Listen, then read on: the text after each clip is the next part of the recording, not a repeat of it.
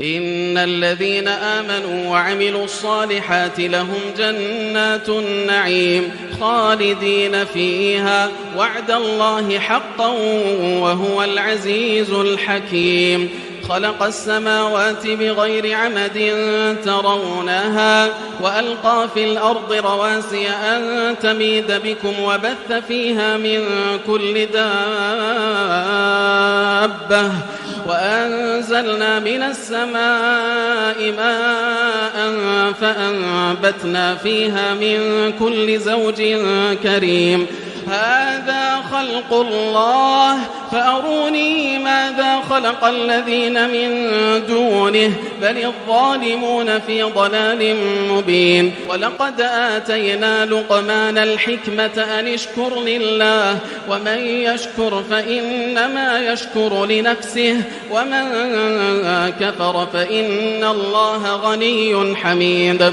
وإذ قال لقمان لابنه وهو يعظه يا بني لا تشرك بالله إن الشرك لظلم عظيم. ووصينا الإنسان بوالديه حملته أمه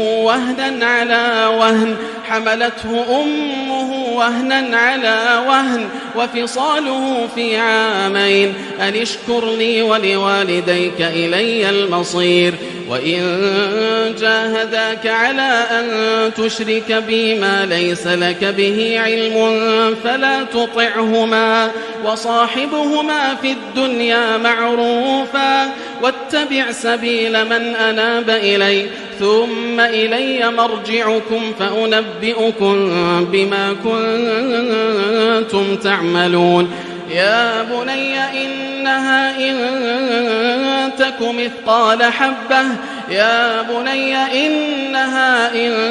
مثقال حبة من خردل فتكن في صخرة أو في السماوات أو في الأرض يأت بها الله إن الله لطيف خبير. يا بني أقم الصلاة وأمر بالمعروف وانه عن المنكر واصبر على ما أصابك إن ذلك من عزم الأمور.